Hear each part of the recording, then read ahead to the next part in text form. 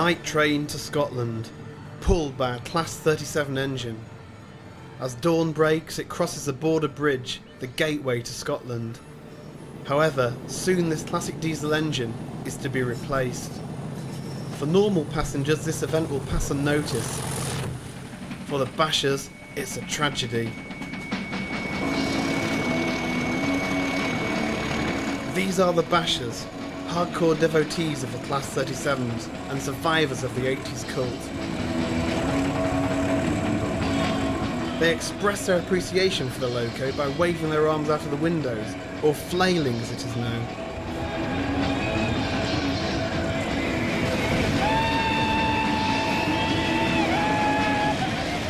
I've always said bashing really, it's like a professional sport with no trophies. The amount you have to put in to it, it's such that it's practically like being a professional sportsman. I don't think any footballer or any Olympic runner would have put no more effort in than I did in my heyday. It's not an hobby, it's a lifestyle. Yeah, it is. It's a lifestyle, it's not just... It's summer, you're either you do it or you don't. I've done overnights in Inverness. You get in Inverness at 1 in the morning and you end up in a multi-storey all night. This guy come up to me and tapped me on and says, "Why are you taking a photograph?" I just turned around, "What the fuck's it gonna do here?" He goes, "Well, I'm from the States and all this, and what are you doing like that?" I thought, bloody hell, here we go. Well, I said, it's MB, it's heavyweight, and it's hell. And it's new! I said, it's new, the red penny's out. And he says, he's like that, his eyes were like that going, what the fuck, you know, his brain's like ticking over. He goes, "You're not a train spotter, are you?" I says, "No, you chicken twat, now fuck off." This is their icon, the Class 37. Nearly 40 years old and living on borrowed time, clinging on to almost forgotten routes.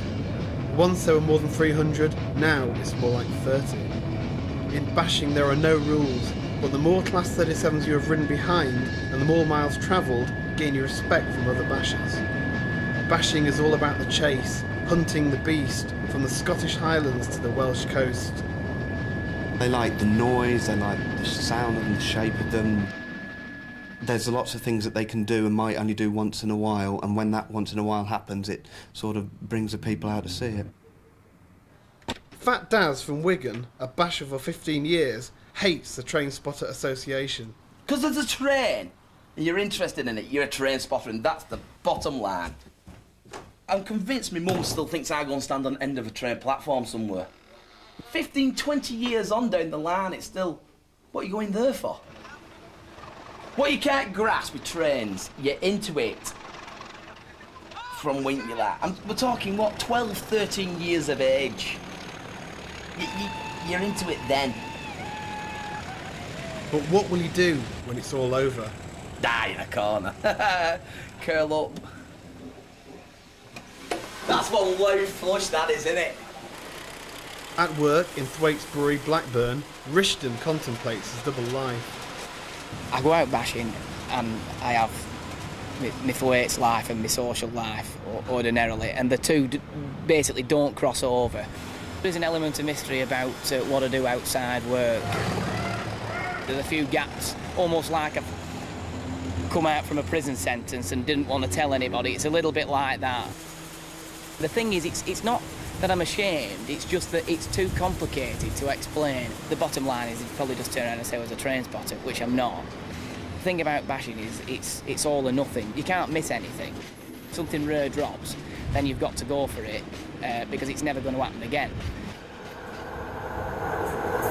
One of the last few places to experience the Class 37 is the North Wales coast. Rishton has decided to film from his car one of the last regular 37-pulled trains. It's now or never for something like this. It's something for posterity. It's something that'll mean something in the future to have recorded it on film. So it's got to be done. At 90 miles an hour, it's a tricky enterprise, and one which doesn't quite go to plan. Rishton, take it easy. We didn't get the shot we wanted. The police turned up and we were cautioned. Dad's insult to injury, he said, "Where's your anoraks, lads?" And on that note, it's pint. What are you having? 2 pints of lager, please. 2 large gins, please, landlord. Good afternoon, ladies and gentlemen. Welcome to the first North Western service to Holyhead. This service will be calling at Chester, Prestatyn, Rhyl, Colwyn Bay, Llandudno Junction, Bangor and Holyhead. Of course, for bashers, photography just isn't what it's all about. It's about being pulled by a Class 37. And with precious few weeks left, bashers are out everywhere on the North Wales coast, making the most of what remains. The bashers, they're alright, they're good fun, they come on, they'll always talk to you. You've got to have some passion to follow a train around the country, especially being as old as what they are. I don't know, it's having a passion for a little bit of history. What I get said a lot is the big, noisy and they rattle. A proper boy's toy is the best way it's been described to me.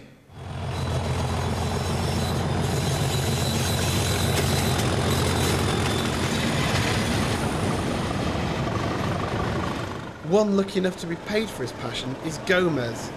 Being a basher himself, he is keen to give his engine some thrash.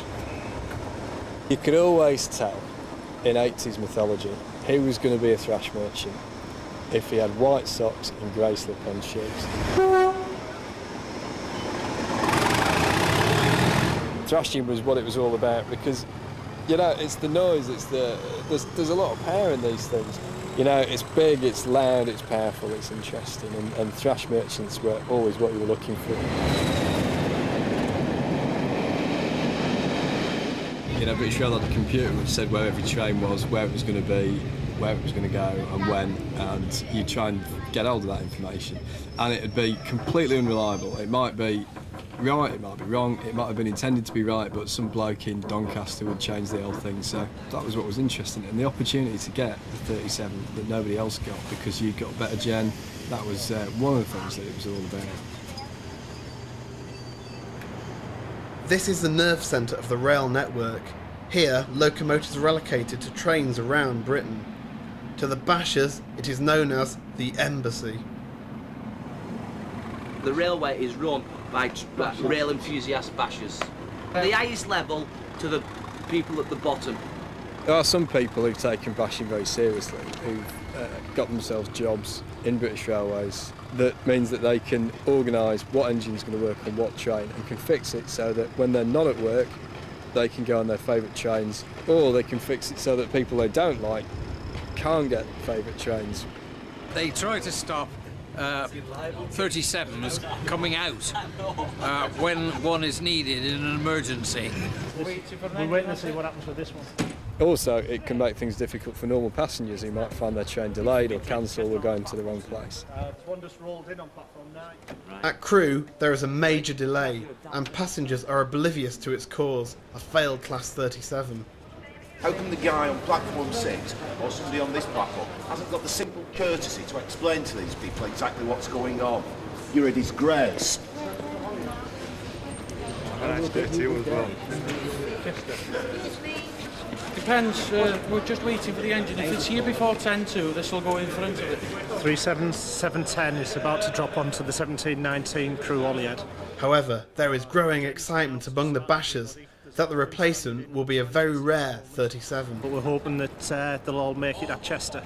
Depends on what Doncaster have allocated. It's a 37er. And that would be the driver.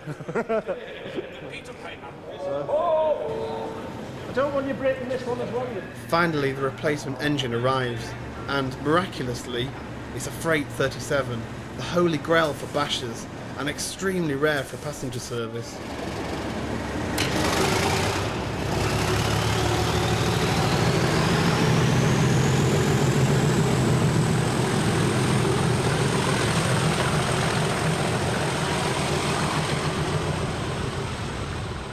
To be a main man in the bashing world requires many rides like this.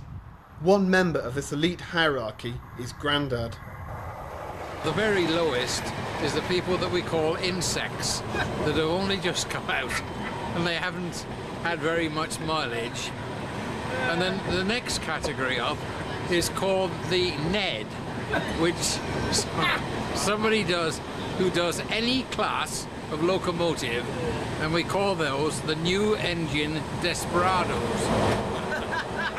The final category of bashers is what we call the main men. Now, they usually are the people who've been out the longest and have got more miles than the average basher.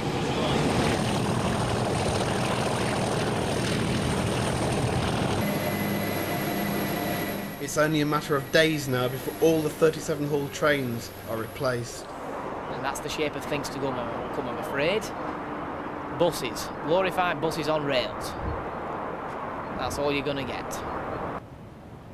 Nearly every day that passes sees another 37 consigned to the scrap heap. I know everything comes to an end, but I never thought I'd see the day where 37s would be just lying about, withdrawn and scrapped. Just you never expect to see it. The era that I most enjoyed was in the late 80s when I was like bashing on the West Island line, and all the trains on the West Island line were 37-hulled. 37404. When you think back some of the runs that I've had in Scotland to Auburn and Fort William and Mallaig, and just what it's meant to me, and to see it like that with the body side cut away, it just seems so tragic, and it's just something that I never expected to see. I like 408, it's my beast. I've travelled all over it in this country, I mean, it could have been 408 stood there. I mean, I'm equally upset that it's 404. It makes you realise now that if you're going to have a last bash, you've got to go for it now.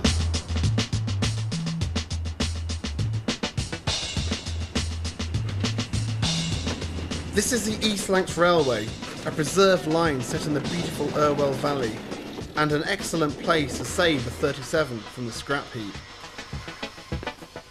I grew up with 37s. As I was a kid, I used to go up and down the line all the time with 37s. And it was just, you don't know why, but you hang at the window, and you just remember them that way. If we don't do it, if we don't sort of take the initiative to save money up and then go out and buy a loco, is the minute they shut down the last loco, that's it. They're finished. You don't get it. Nobody gets a chance to experience what we've experienced before. I'd love to see 3705 in the main line again, yeah. I would. Myself and a whole rake of others in the group have taken out loans, and we can't afford, really, we couldn't afford loans, Just having experience of working on the things and hearing the things and travelling behind them, it's devastating. For the bashers, this is all too tame. That night, on the way home from the 37 graveyard, Rishton has tracked down 37108 to Charnock Richard service station on the M6. He contacts Fat Daz for the gen. I'm at Charnock Richard now. This 37108? It's recessed at Charnock Richard. Apparently, the haulage company are currently having a cup of tea, and who can blame them? And then it shall proceed. So there. Who's bought it? You haven't a clue? No, it says sold, please do not rob on the door. That's your lot. And it's going back up main line, right. Okie doke then, I'll bid you good day. Yep, ta-da. So there we have it, 37108, and it's going to Carnforth. Overhauled at Carnforth, mainline candidate, could be back up main line before you know it.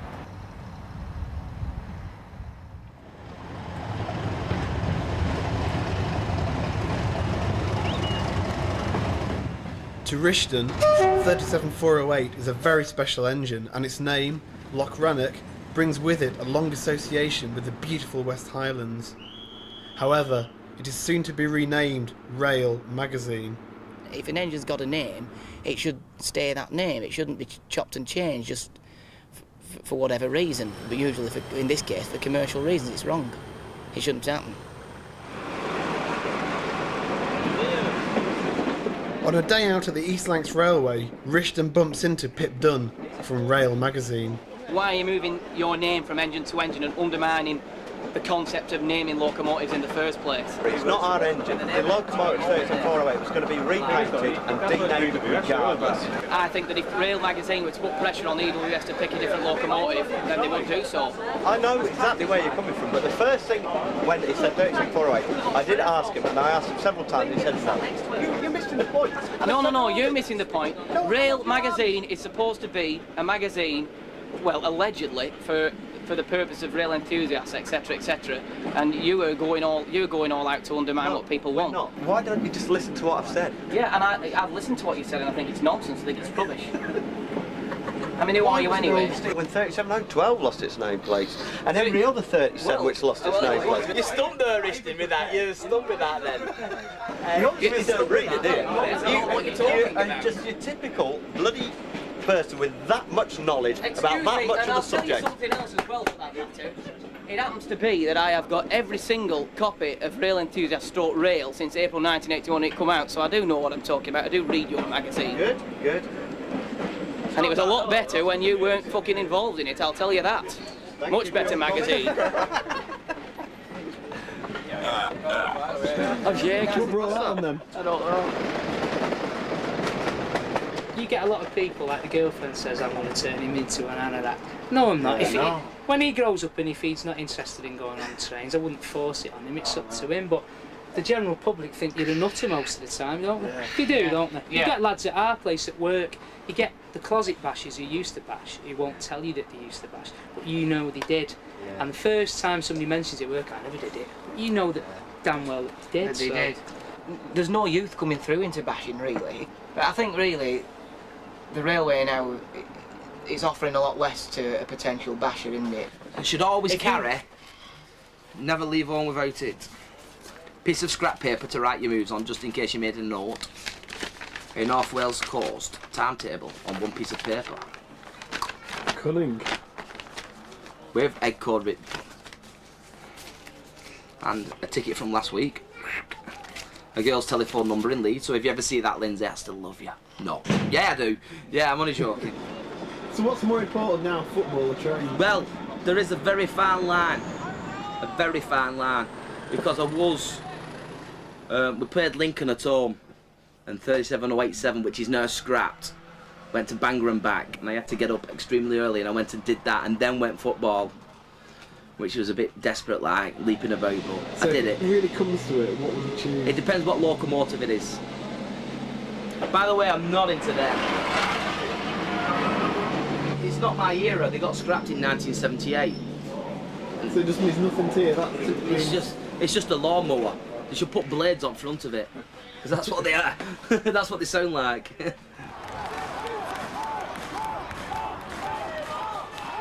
When it got to like 1990, I found that I had free Sundays, and it was like what to do on a Sunday. And I'm probably as obsessive with rugby league now as I have been with trains, and I think it's really the nature of being a basher that makes you that way. So I've got to like go to every ground, I've got to go to every game. But suddenly, if your life empties out a bit, the trains are always there, and so once you've had another 37, it's like, oh, why have I left this? What, you know, why did I leave this? And it's like you want more of it, and the obsession just takes over. And I've been back bashing quite a lot now, you know. But so it's a fine balance between rugby league and bashing, really, bashing 37s.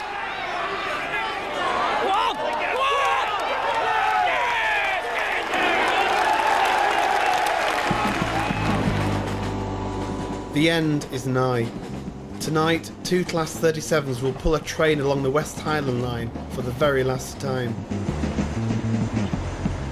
Scotland is one of the special places to have a 37. You've got the thrash in the Highlands, which just amplifies it in the morning. It's just something that you've got to feel. It's just something that's special. And we're going to see that tomorrow first thing.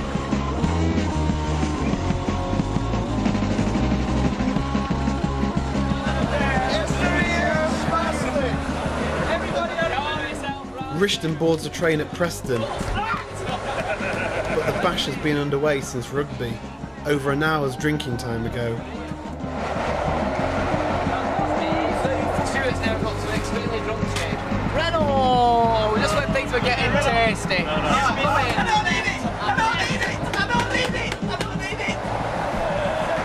I'm currently enjoying the motive power up front. However, I do tend to detract from that. Find that I am an absolute mess. I think the bash is coming to an end, so now is the time to get it in. because at the end of the day it isn't going to be there for much longer, so you've got to get it in. What's 2 foot tall and stands next to a baby's pram? Gary Gilletty's boots.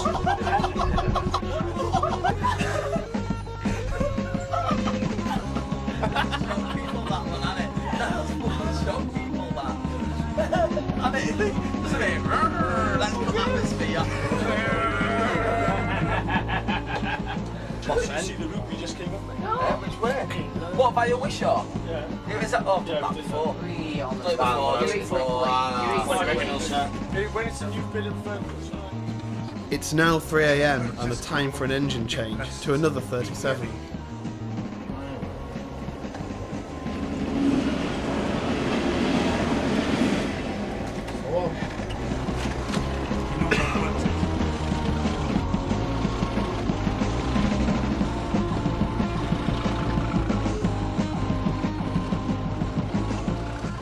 While the bashers sleep, disaster strikes.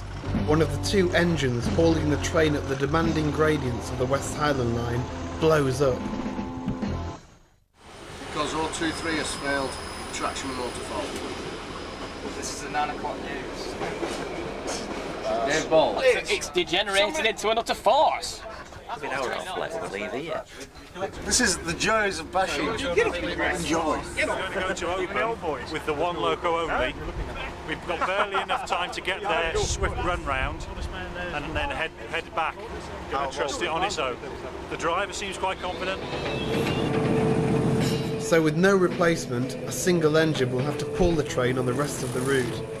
This means it will have to work harder, increasing the thrash, the ultimate for a basher.